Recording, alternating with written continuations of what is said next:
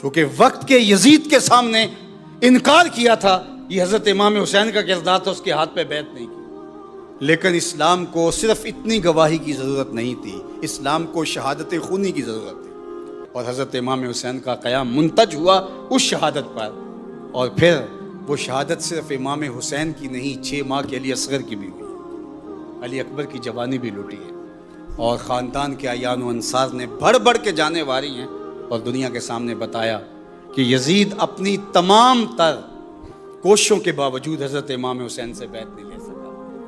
اللہ اکبر۔ تو حضرت امام حسن رضی اللہ تعالیٰ عنہ اور امام حسین رضی اللہ تعالیٰ عنہ بھی بچپن میں کبھی روتے تھے تو حضور علیہ السلام دل گرفتہ ہو جاتے اور آپ پیغام بھیجتے، فاطمہ حسین کو رونے نہ دو، لِأَنَّ بُكَاءَهُ يُؤْذِينِي، اس کا رونا مجھے تکلیف دیتا ہے۔ اللہ اکبر۔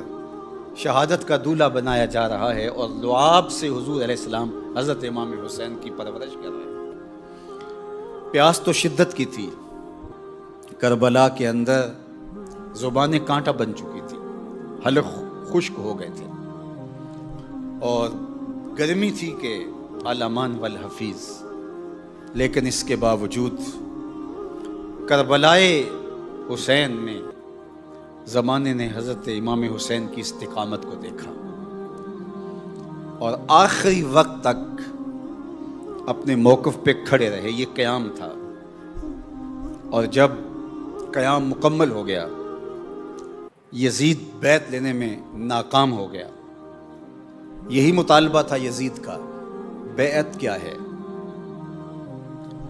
بیعت بے سے ہے، اس کا معنی بک جانا ہے۔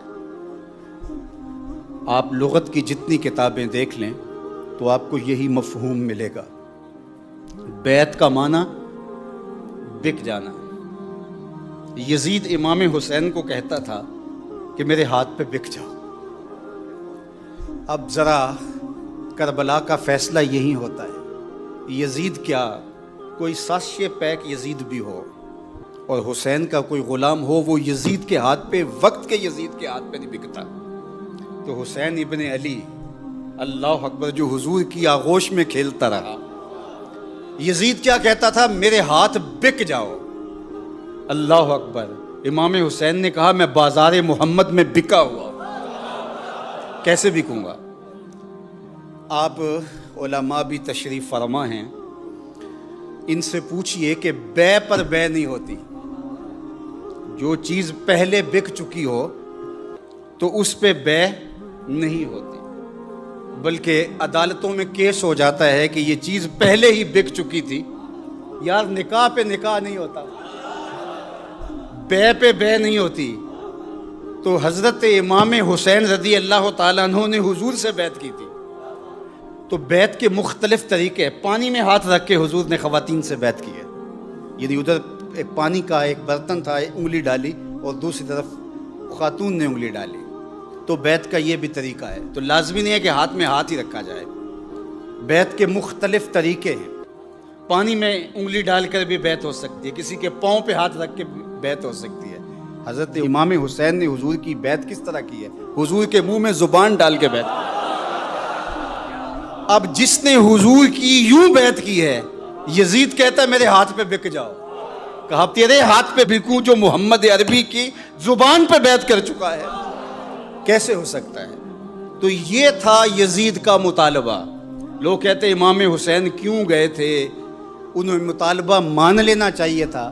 میں کہتا ہوں پاگلو، اسے پوچھو حسین سے بیعت کا مطالبہ کرتا ہے؟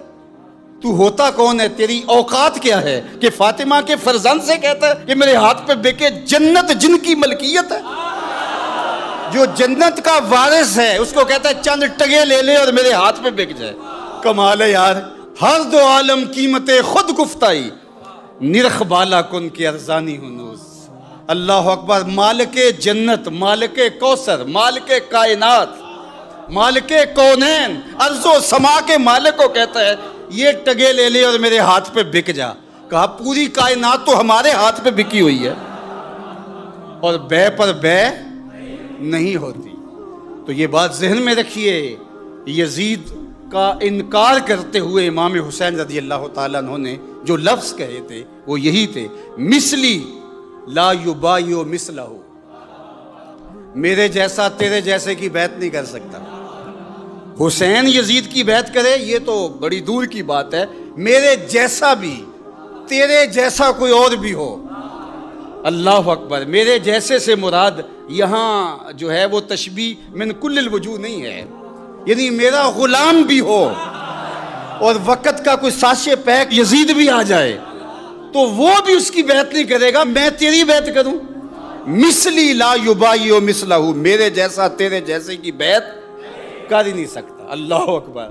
یہ ابھی شعر پڑھا جا رہا تھا تو اچانک میرے ذہن میں ایک بات آئی کہ جو حضرت سیدنا معین الدین چشتی اجمیری علیہ الرحمہ نے کہا کہ شاہ است حسین بادشاہ است حسین، دین است حسین دین پناہ است حسین، سرداد نہ داد دست در دست یزید، حقہ کے بنائے لا الہ است حسین۔ تو یہ ربائی ہے، 4 مصرے ہیں، 4 مصروں کے اندر 5 مرتبہ حضرت امام حسین کا ذکر آیا ہے، نام 5 مرتبہ ہے۔ شاہ است حسین بادشاہ است حسین، دین است حسین دین پناہ است حسین، سرداد نہ داد دست در دست یزید، حقہ کے بنائے لا الہ است حسین۔ پہلے مصرے میں بھی 2 مرتبہ حسین ابن علی کا نام، دوسرے مصرے میں بھی 2 مرتبہ حسین ابن علی کا نام، آخری مصرے میں 1 مرتبہ حسین ابن علی کا نام، درمیان والے مصرے میں حضرت حسین کا نام نہیں ہے چونکہ اس مصرے میں یزید کا نام آ گیا تھا۔ کہا جہاں یزید کا نام آئے وہاں حسین کا نام بھی نہیں آئے گا، تم بیعت کی بات کرتے ہو۔ سرداد نہ داد دست در دست یزید، فارسی کی اس ربائی کا حسن دیکھیے، اس کا جمال دیکھیے، اللہ اکبر۔ سرداد نہ داد دست در دست یزید، اللہ سر دے دیا، یزید کے ہاتھ میں ہاتھ نہیں دیا۔ یہ ہے حضرت امام حسین رضی اللہ۔ تو بیعت بکنے کو کہتے ہیں، اور جو اہل ایمان ہیں وہ بک گئے ہیں۔ کہاں بکے ہیں؟ اللہ نے ان کو خرید لیا ہے اور اس کا بدلہ کیا دیا ہے؟ جنت دی ہے۔ تو مسلمان کسی کے آگے بکتا نہیں ہے، فروخت نہیں ہوتا۔ جو خلیفے کی بیعت کرتا ہے تو لفظ سن لو، خلیفے کی بیعت کرتا ہے، خلیفہ اصل نہیں ہوتا، نائب ہوتا ہے۔ تو خلیفۃ اللہ فی الارض ہوتا ہے، خلافت پر جب وہ بیعت کرتا ہے تو وہ بیعت کسی اور کی کر رہا ہوتا ہے۔ ماں سے واللہ را مسلمان بندہ نیست، پیش فرعون سرش افگندہ نیست۔ مسلمان کا سر اللہ کے علاوہ کسی کے آگے جھکتا ہی نہیں۔ اور یہ تھا حضرت امام حسین رضی اللہ تعالیٰ عنہ کا پیغام۔ ویسے تو آپ کا ایک طویل خطبہ ہے جو آپ نے انکار بیعت پر ارشاد فرمایا۔ محمد بن حنفیہ کو آپ نے جو خط لکھا وہ تاریخ کے ریکارڈ پہ موجود ہے۔ مختلف منازل پر اور مواقع پر آپ نے جو خطبات ارشاد فرمائے، کربلا کے اندر جو آپ نے خطبات ارشاد فرمائے، دنیا حسین ابن علی کو سمجھنا نہیں چاہتی اور اس میں خام خواہ کی کنفیوژن رکھنا چاہتی ہے تاکہ ان کا چولہا بھی جلتا رہے۔ ورنہ اگر حضرت امام حسین کے خطبوں کو پڑھ لیا جائے تو اس نقطے کو سمجھنے میں دیر نہیں لگتی کہ حق اور باطل کا یہ مقابلہ اور اس کے خد و خال کیا تھے۔ سنیے، میں صرف ایک خطبے کے چند اجزاء آپ کے سامنے رکھنا چاہوں گا۔ حضرت امام حسین رضی اللہ تعالی عنہ نے فرمایا کہ اے لوگو، میں کیوں یزید کی بیعت سے انکار کرنا چاہتا ہوں؟ جو مدینہ کے دارالامارت میں کہا، مکۃ المکرمہ میں مختلف جگہوں پر ارشاد فرمایا، راستوں میں فرمایا، اس کا خلاصہ آپ نے 4 چیزیں بیان فرمایا۔ رجل فاسق، یہ فاسق آدمی ہے اور حسین ابن علی سے بیعت کا مطالبہ کرتا ہے، کھوٹے سکے دے کے سونا خریدنا چاہتا ہے، اس سے جو جنت کا مالک ہے، اللہ اکبر۔ اور پھر دوسری بات فرمائی، شارب الخمر، شرابی ہے، میں اس کے ہاتھ پہ کیسے بیعت کر سکتا ہوں؟ تیسری بات، قاتل النفس، انسانی وجود کا قاتل ہے، انسانیت کا قاتل ہے۔ اور چوتھی چیز ارشاد فرمائی، مولن بالفسق، اعلانیہ فسق کرنے والا ہے، یعنی فسق کا تذکرہ 2 مرتبہ فرمایا۔ ایک تو فاسق ہے، اس کے وہ فسق ہیں جو اس تک محدود ہیں، لوگ نہیں جانتے، لیکن اس کے فسق و فجور کی کہانی زباں زد عام ہے، دنیا بھی جانتی ہے کہ وہ فاسق ہے۔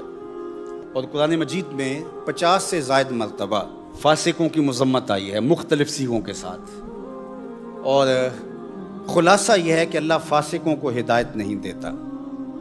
فاسق بدترین اس دھرتی پر مخلوق ہے، اور یہ جانوروں سے بھی بدتر لوگ ہیں، اور یہ تقاضائے بیعت حضرت امام حسین سے کرتا ہے، شرم نہیں آتی۔ اللہ اکبر۔ تو حضرت امام حسین رضی اللہ تعالیٰ عنہ نے جو طویل خطبہ دیا وہ یہ تھا، من رآ منکم سلطانا جائرا مستحلا لحرم اللہ، کہ جو فرمایا گیا ہے کہ جو ایسے بادشاہ کو دیکھے جو ظالم ہو اور اللہ کی حرام کردہ چیزوں کو حلال قرار دے، ناقصا لعہد اللہ، اور اللہ کے عہد توڑے، مخالفا لسنت رسول اللہ صلی اللہ علیہ وآلہ وسلم، اور حضور کی سنت کو بدلے اور اس کی مخالفت کرے، یعمل فی عباد اللہ بالاسم والعدوان، اور لوگوں کے اندر بدی اور بدکاری کے ساتھ حکومت چلائے، فلم یغیر علیہ بفعل ولا قول، اور جو شخص کسی قول کے ساتھ یا فعل کے ساتھ، عمل کے ساتھ اس کی مخالفت نہیں کرتا، کان حقا علی اللہ ان یدخلہ مدخلہ، کہ اللہ تعالیٰ جل شانہ پھر اس کو اس ٹھکانے تک پہنچائے گا جو اس کے ساتھ اس کے ظلم اور اس کے جبر کے خلاف کھڑا نہیں ہوتا، یا کم از کم زبان سے نہیں بولتا۔ اور حضرت سہل بن سعد السعدی رضی اللہ تعالیٰ عنہ سے وہ معروف روایت ہے جو اس کے مفہوم کے قریب ہے، من رآ منکم منکرا فلیغیرہ بیدہ فإن لم یستطع فبلسانہ فإن لم یستطع فبقلبہ وذلک اضعف الایمان۔ اب یہ ساری بیان چیزیں کرنے کے بعد حضرت امام لوگوں کو کھڑے ہو کے خطبہ دے رہے ہیں، اور فرمایا وَقَدْ عَلِمْتُمْ أَنَّ هَؤُلَاءِ الْقَوْمَ قَدْ لَزِمُوا طَاعَةَ الشَّيْطَانِ، یہ خطبے میں ارشاد فرما رہے ہیں، اور یہ لفظ وَقَدْ عَلِمْتُمْ، اے لوگو تمہیں پتہ ہے، یہ کوئی چیز چھپی ہوئی نہیں ہے، یزید کے کرتوتوں کا تمہیں علم ہے کہ اس شخص نے، اس قوم نے، اور یزید اور اس کے حواریوں نے قد لازموا طاعت الشیطان، شیطان کی فرما برداری کو لازم کر لیا اپنے اوپر، شیطان کی غلامی کا پٹا پہن لیا ہے، وَتَوَلَّوْا عَنْ طَاعَةِ الرَّحْمَٰنِ، اور انہوں نے اللہ جل شانہ کی اطاعت سے رخ پھیر لیا ہے، وَأَظْهَرُوا فساد، اور فساد بپا کر رکھا ہے، وَأَطَّلُوا الْحُدُودَ، اور حدود کو معطل کر دیا ہے، وَاسْتَأْثَرُوا بِالْفَيْءِ، اور حکومت کا مال کھانا شروع کر دیا ہے، سرکاری خزانے کو لوٹنے لگے، وَحَلُّوا حرام اللہ، اور اللہ کی حرام کردہ چیزوں کو انہوں نے اپنے اوپر حلال کر لیا ہے، وَحَرَّمُوا حَلَالَهُ، اور اللہ کی جو حلال ہیں ان کو اپنے اوپر انہوں نے حرام کر لیا، اور جو حرام ہیں ان کو اپنے اوپر حلال کر لیا۔ یہ سب کچھ بیان کرنے کے بعد، لوگوں کو باور کروانے کے بعد فرمایا وَإِنِّي، یہ لفظ سنیے، وَإِنِّي أَحَقُّ بِهَذَا الْأَمْرِ، لہٰذا میرا حق بنتا ہے کہ میں کھڑا ہوں، وَإِنِّي أَحَقُّ، سب سے زیادہ میرا حق بنتا ہے کہ میں اس جبر کے خلاف، اس ظلم کے خلاف، اس جور و زیادتی کے خلاف، اس ناانصافی کے خلاف، اس لا دینیت کے خلاف، شیطانی قوتوں کے خلاف، ان باغیانہ روشوں کے خلاف میرا حق سب سے زیادہ ہے کہ میں کھڑا ہوں۔ کیوں؟ فرمایا لِقَرَابَتِي مِن رسول اللہ، اس لیے کہ میں نے حضور علیہ السلام کے لعاب کو چاٹ کر کے، حضور کی زبان چوس کر کے، اللہ کے محبوب کی گود میں کھیل کر کے، اللہ کے محبوب کی آغوش میں تربیت پا کے دین سیکھا ہے۔ اگر آج حسین نہیں کھڑا ہوتا تو کون کھڑا ہوگا؟ تو مشکل کے اس وقت میں میرے اوپر لازم ہے کہ میں میدان عمل میں کھڑا ہو جاؤں۔ تو حضرت امام حسین رضی اللہ تعالی عنہ نے پھر یزید کے خلاف قیام کیا اور قیام کا حق ادا کر دیا۔ اللہ اکبر۔ مشکل وقت میں انسان اپنے بچوں سے مجبور ہو جاتا ہے، خواتین سے مجبور ہو جاتا ہے، بوڑھوں سے مجبور ہو جاتا ہے، بھوک کمر توڑ دیتی ہے، پیاس سے انسان نڈھال ہو جاتا ہے، خوف توڑ کے رکھ دیتا ہے۔ ہم نے مضبوط سے مضبوط ترین لوگوں کے نظریے بہت کم قیمت پہ تبدیل ہوتے دیکھے اور تھوڑی سی سختیوں اور تکلیفوں سے لوگوں کو راستے تبدیل کرتا ہم نے دیکھا ہے۔ ایسی بہت ساری کہانیاں آپ کے ذہن میں، آپ کی سوچوں میں، آپ کے خیالوں میں بھی گردش کرنے لگ گئی ہوں گی، لیکن 6 ماہ کے علی اصغر سے لے کر کے حضرت امام حسین تک، خواتین سے لے کے مخدرات اسلام سے لے کر کے زخمیوں اور بیماروں تک، حضرت امام حسین رضی اللہ تعالیٰ عنہ کا ہر ساتھی اس قیام میں آپ کے سامنے اس طرح کھڑا ہے کہ جب 9 کی شب کو چراغ بجھا دیتے ہیں کہ لوگوں اگر تم جانا بھی چاہو تو ایک دوسرے سے جھجک کر کے تم شاید نہ جا رہے ہو تو اندھیرے میں چلے جاؤ، میں تم سے مواخذہ بھی نہیں کروں گا، تم سے ناراض بھی نہیں ہوں، لیکن حالات کا رخ ایسا ہے کہ یہ میری جان کے در پہ ہیں اور میری جان کے بعد یہ کسی سے ان کو سروکار بھی نہیں ہوگا، لہٰذا تم جاؤ اور اپنے خاندانوں اور قبیلوں سے جا کے مل جاؤ، میں تمہارے لیے خیر خواہ ہوں گا اور تمہارے لیے نہ کوئی ناراضگی کے آثار میرے دل میں ہوں گے اور نہ میں تمہارے لیے کوئی اس طرح کی کوئی سوچ رکھتا ہوں۔ اور چراغ بجھا دیتے ہیں اور تھوڑی دیر بعد جب چراغ جلایا ہوتا ہے تو لوگ حضرت امام حسین کے سامنے اسی طرح موجود بیٹھے نظر آتے ہیں۔ تو یہ استقامت کے کوہ گران تو حضرت امام حسین رضی اللہ تعالیٰ عنہ نے قیام کیا ہے۔ تو ان مشکل حالات کے اندر 22,000 کا لشکر، یہ تو کم روایت ہے، 70,000 تک کے لشکر کی، 1,20,000 تک کے لشکر کی روایات بھی بعض سیرت نگاروں نے لکھی، 30,000 کے لشکر کی روایت تو بہت سارے لوگوں نے لکھی ہے، لیکن 22,000 کے لشکر کی جو تعداد ہے یہ سب سے محتاط ہے۔ 22,000 کے مقابلے میں 72 افراد شہید ہوئے، ٹوٹل خاندان اہل بیت اور دیگر اعیان و انصار کو شامل کر لیں تو 145 افراد بنتے ہیں جو کربلا میں پہنچے اور ڈٹے رہے، کچھ شہید کر دیے گئے، کچھ قیدی بنا لیے گئے۔ تو 145 کے مقابلے میں 22,000 کا لشکر جزار، اور وہ تیغ و تفنگ سے، آلات حرب و ضرب سے لیس ہے، اور ادھر کئی دن سے نہ پانی میسر ہے اور کئی دن سے نہ کھانے کو کچھ میسر ہے، مشکلات، مصائب، آلام، تکلیفیں، لیکن قیام ایسا کیا کہ زمانے نے دیکھا اور حضرت امام سرخرو ہوئے، کامیاب ہوئے۔ اللہ اکبر۔ آپ جانتے ہیں کہ شہادت گواہی کو کہتے ہیں، گواہی زبان سے دی جاتی ہے، لیکن جب مقدمہ بہت بڑا ہو اور حق اور سچائی کو دبانے والا بہت بڑا ظالم ہو تو پھر زبان سے نہیں، خون سے گواہی دینی پڑتی ہے، اور شہید کو شہید اس لیے کہا جاتا ہے کہ وہ اپنے خون سے حق کی گواہی دیتا ہے۔ حضرت امام حسین رضی اللہ تعالیٰ عنہ نے کہا کہ اب گواہی زبان سے نہیں، زبان سے تو دے چکے تھے، یزید کو للکار چکے تھے، اس کی بیعت کا ڈنکے کی چوٹ پہ انکار کر چکے تھے۔ حضرت امام حسین رضی اللہ تعالیٰ عنہ کا اتنا قیام ہی کافی تھا کہ جو کہہ دیا مثلی لا یبایع مثلہ، میں نہیں بیعت کروں گا، اور دارالامارت کے اندر مدینے میں بھی یہی کہا، مکے میں بھی یہی کہا۔ اس کے بعد حضرت امام حسین کربلا نہ جاتے، کسی اور سمت بھی چلے جاتے اور زمانہ آپ کو ڈھونڈ بھی نہ پاتا، حضرت امام حسین پھر بھی کامیاب تھے، کیونکہ وقت کے یزید کے سامنے انکار کیا تھا، یہ حضرت امام حسین کا کردار تھا، اس کے ہاتھ پہ بیعت نہیں کی۔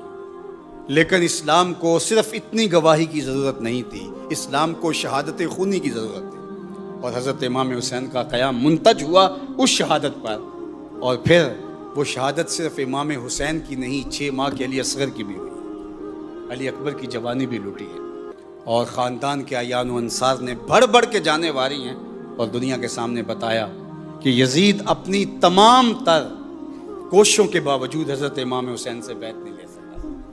اللہ اکبر۔ یزید نے ابن زیاد کو متعین کیا، نعمان بن بشیر، ان کو وہاں سے معزول کر دیا اور کہا کہ یہ کام تم کر سکو گے، اور یہ بہت ظالم اور جابر اور سخت تھا۔ پھر اتنا بڑا لالچ دیا گیا، عامر بن سعد کو تہران کی حکومت اور تخت و تاج کا لالچ دے کر کے اس کو پیغمبر رسول کے سامنے کھڑا کیا۔ ان کو قیمت بڑی دی گئی، ان کو پیسے بہت دیے گئے، لیکن یہ چند روزہ اس زندگی کی عیش و عشرت کے بدلے میں ابدی لعنتیں خرید چکے، اور رسوائی اپنا مقدر بنا لیا۔ آج کہنے والے یہ بھی کہتے ہیں کہ یہ تو سارا کیا دھرا ابن زیاد کا تھا، یزید نے تو کچھ نہیں کیا۔ میں کہتا ہوں کبھی کسی دور کا یزید خود بھی میدان میں آیا ہے؟ یزید تو پیچھے کھڑے ہوتے، اپنے ابن زیاد آگے بھیجتے ہیں۔ جب اس نے مدینہ المنورہ پر حملہ کرنے کے لیے ابن زیاد کو دوبارہ کہا کہ تو نے یہاں کربلا کے اندر جو ڈیوٹی لگائی تھی اس کو نبھا دیا، اب یہاں بھی تیرا ہی حق بنتا ہے کہ تو کرے، چونکہ تو بہت دلیر ثابت ہوا۔ تو ابن زیاد نے کہا کہ میں ایک گناہ اپنے ذمے تیرے کہنے پہ لے چکا ہوں، دوسرا کبھی نہیں لوں گا۔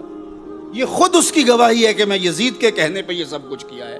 اب یزید کا تعصف اور یزید کی پریشانی وہ اس کی اپنی حکومت کے ڈولنے کی تھی کہ یہ کیا کر بیٹھا، اور یزید کا پھر تخت و تاج بچ نہیں سکا۔ صرف 3 سال اور 4 ماہ اور چند دن اس کا تخت رہا، اور پھر اس کے بعد وہ جو ہے وہ درد کلنج سے یا ایک بری موت سے مرا۔ اور اس کے بعد اس کا بیٹا معاویہ بن یزید، اس کو تخت پہ پکڑ کے بٹھایا گیا۔ اس نے کہا میں لعنت کرتا ہوں اس تخت پہ جس تخت کی بنیادوں میں اہل بیت کا خون ہے، اور اس نے کہا نہیں بیٹھوں گا۔ اور پھر آپ کو پتہ ہے پھر اس کا دوسرا بیٹا بیٹھا، اور اس کے بعد یہ پھر جو ہے وہ مروان کی طرف یہ سارا سلسلہ بنو امیہ کی شاخ کی طرف منتقل ہو گیا۔ یزید نے رسوائیاں خرید لی اور ذلت و رسوائی اپنے نام کر لی۔ اور امام حسین رضی اللہ تعالیٰ عنہ نے، میں ایک بات آج سے کئی سال قبل کہی تھی کہ جب ہم بچپن میں واقعہ کربلا پڑھتے تھے اور امام حسین کی شہادت اور پھر وہاں سے ایسے مڑ جانا، پھر حر بن یزید ریاحی کا گھیر کر کے لے آنا، بعد میں اس کا بھی امام حسین کے ساتھ آ جانا، تو وہ ایک دل میں عجیب تھی کہ حر بن یزید ریاحی اللہ اسے پہلے ہی سمجھ دیتا تو وہاں سے امام حسین کہیں اور چلے جاتے۔ اس طرح بہت ساری چیزیں ذہن میں آتی تھیں، لیکن میں نے کہا کہ اگر امام حسین واقعہ کربلا میں شہید نہ ہوتے تو کیا آج ہمارے اندر موجود ہوتے؟ ظاہر ہے موت تو برحق ہے، موت نے تو آنا ہی ہے، لیکن حضرت امام حسین رضی اللہ تعالیٰ عنہ واقعہ کربلا میں شہید ہو کر کے آج بھی ہمارے اندر موجود ہیں، ہماری روحوں میں بستے ہیں، ہمارے دلوں میں دھڑکن کی طرح رہتے ہیں۔ ان کا ذکر ہماری روحوں کو تازگی دیتا ہے اور ہمارے بدن کی حرارت کا سبب اور ذریعہ، اور ہمارے نظریوں کو قوت دیتا ہے، اور ظلم کے خلاف اور جبر اور جور کے خلاف جو طاقت، توانائی، ہمت، جسارت اور طاقت پیدا ہوتی ہے وہ حضرت امام حسین رضی اللہ تعالیٰ عنہ کا عمل ہے۔ تو قوموں کی رہنمائی کے فریضے سر انجام دینے والے قربانیاں دیا کرتے ہیں، تو حضرت امام حسین رضی اللہ تعالیٰ عنہ کی قربانی صرف اس دور کے یزید کے مکروہ چہرے کو برہنہ اور بے نقاب کرنے کا ذریعہ ثابت نہیں ہوئی، بلکہ قیامت تک کے یزیدوں کے چہرے کو بے نقاب کر دیا اور سرخرو کامیاب اور بامراد ہوئے۔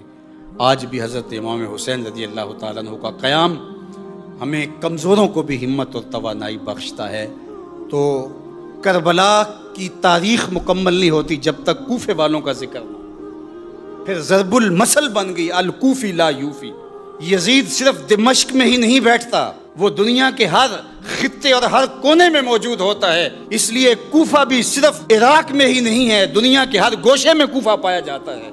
جہاں بھی ظالم کو سپورٹ کرنے والے اور خاموشی اختیار کرنے والے اور ظلم کے خلاف آواز اٹھانے والے نہ ہوں اور اپنے مفاد کے لیے چند ٹگوں سے سودا کرنے والے موجود ہوں تو وہ کوفہ ہی ہوا کرتا ہے۔